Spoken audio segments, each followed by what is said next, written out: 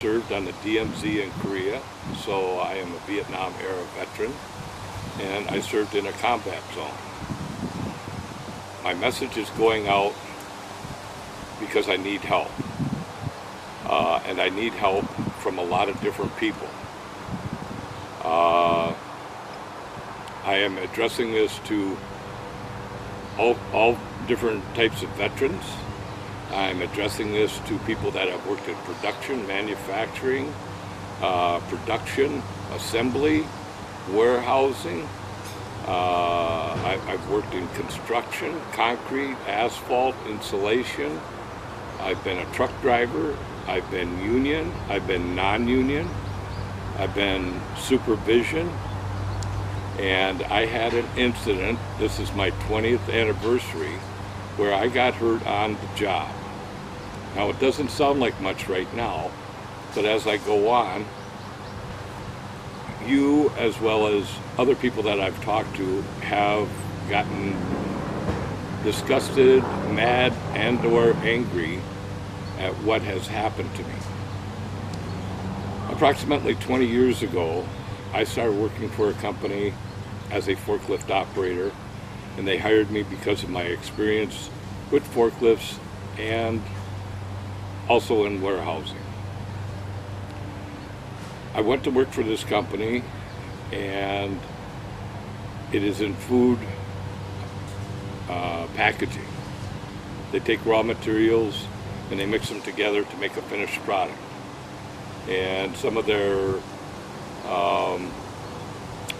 major customers at the time were General Mills, Kellogg's,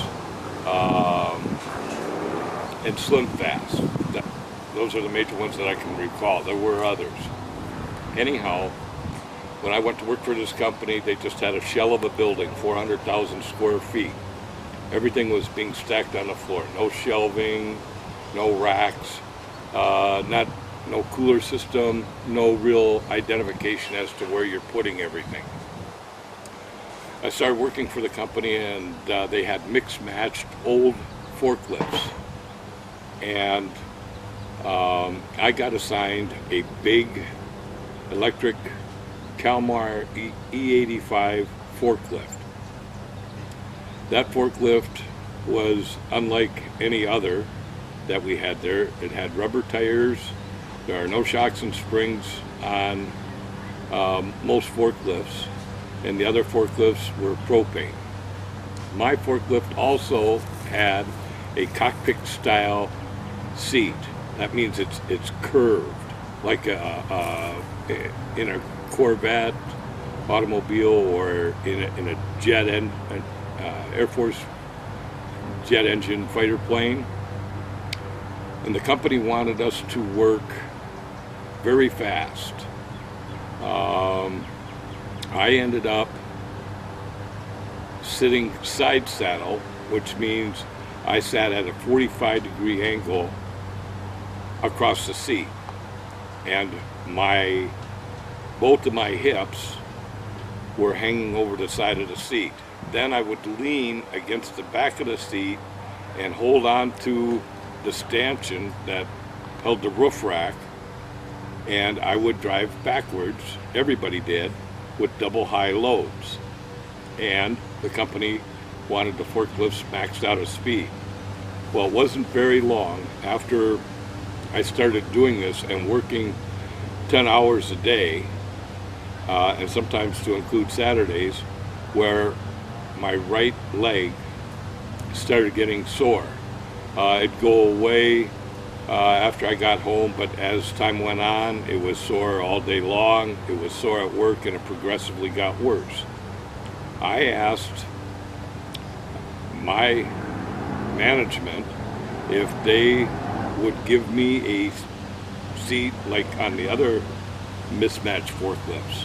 And that seat was long and wide and flat. It was not curved.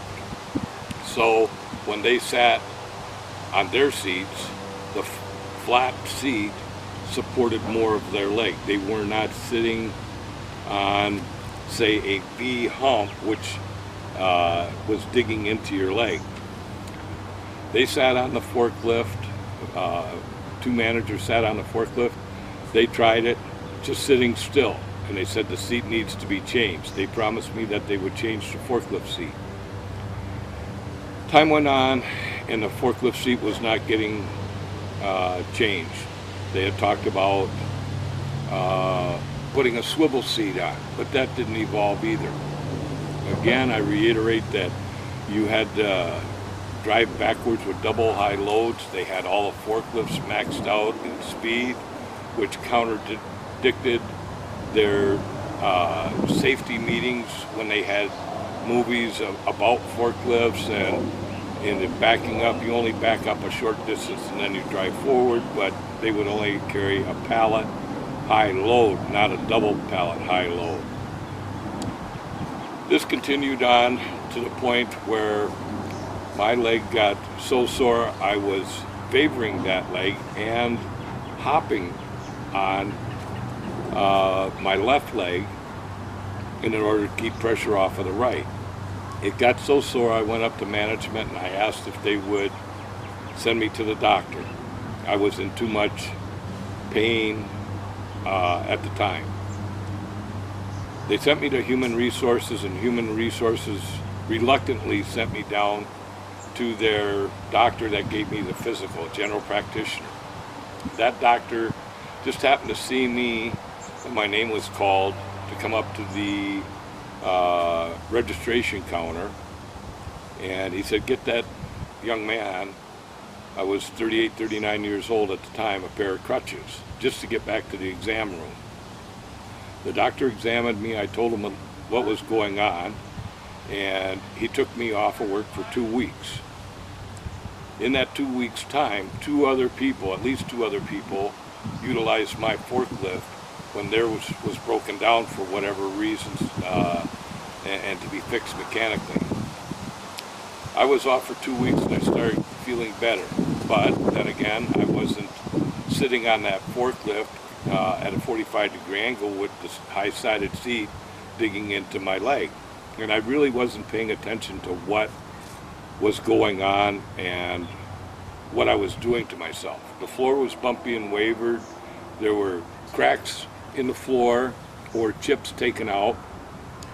The forklift tires themselves were hard rubber. There was no air in them. There was no shocks on a forklift. In our forklift safety meetings, once a year, they would say and demonstrate that when you're operating a forklift, all the shock that the forklift absorbs goes either to the forklift or does not go to the forklift. The shock reverbs into the load, which a lot of times fell over, or it goes to the driver. So I came back to work, and they did not fix the forklift seat. They did not modify the forklift. The routine was the same, and I resumed my normal steady pace and up to 10 hours a day, including Saturdays.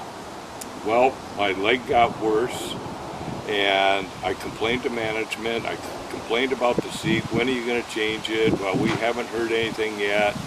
And the seat would have cost between $80 to $100 to change.